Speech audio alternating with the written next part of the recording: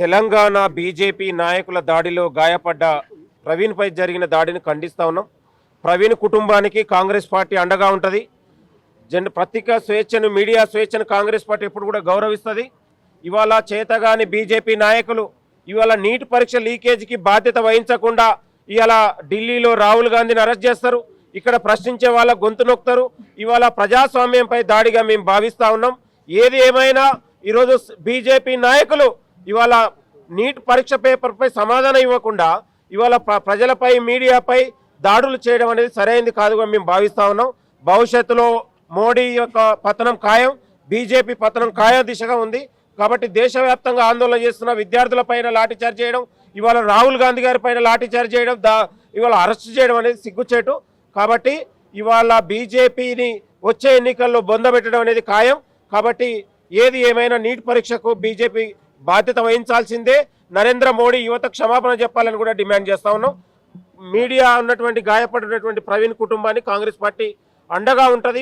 మహేష్ గౌడ్ గారు, పిసిసి, అదేవిధంగా ముఖ్యమంత్రి గారు, ముఖ్య నాయకులు అందరూ కూడా కలిసి పరామర్శిస్తారు కూడా. Thank you. కేంద్ర ప్రభుత్వం అవలంబిస్తున్నటువంటి తీరును చూసి మా పిసిసి అధ్యక్షుడు మహేష్ గౌడ్ గారు, అదేవిధంగా రాష్ట్ర ముఖ్యమంత్రి వర్యులు రేవంత్ అన్న గారు పిలుపు మేరకు ఈరోజు శాంతియుతంగా మేము నిరసన వ్యక్తం చేస్తూ ఉంటే, కేవలం రాజకీయాల కోసం బీజేపీకి సంబంధించినటువంటి నాయకులు వాళ్ళ యొక్క పలుకుబడి కోసం ఈరోజు గాంధీ భవన్ని ముట్టడి చేసే కార్యక్రమంలో భాగంగా అభం శుభం తెలియనటువంటి ఒక విలేకరిని రాళ్లతో, కర్రలతో కొట్టడం జరిగింది.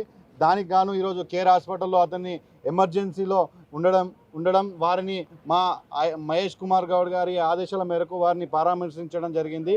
ఈరోజు మీడియా మీద దాడి చేస్తున్నటువంటి ఈ బీజేపీ కార్యకర్తలకు నేను ఒకటే మనవి చేస్తున్నా, మీరు ఏ విధంగా అయితే ఈ పేపర్ లీక్ వల్ల మీ యొక్క పరపతి కింద పడుతుందో, గ్రాఫ్ కింద పడుతుందో, దాని మీద మీరు ఆలోచన చేయండి. మీ యొక్క ప్రధాని, అదేవిధంగా మీ విద్యాశాఖ మంత్రి అయినటువంటి ధర్మేంద్ర గారిని రాజీనామా చేయాల్సినటువంటి దుస్థితి ఏర్పడ్డది కనుక మీరు రేపటి నాడు ప్రజలకు ఏ విధంగా అభం శుభం తెలియనటువంటి ఈ యొక్క ప్రజలకు, విద్యార్థులకు మీరు ఏ విధంగా మీ యొక్క విధానాల ద్వారా దగ్గరికి కావాలో చూడాలని కూడా నేను కేంద్ర ప్రభుత్వానికి మనవి చేస్తున్నాను.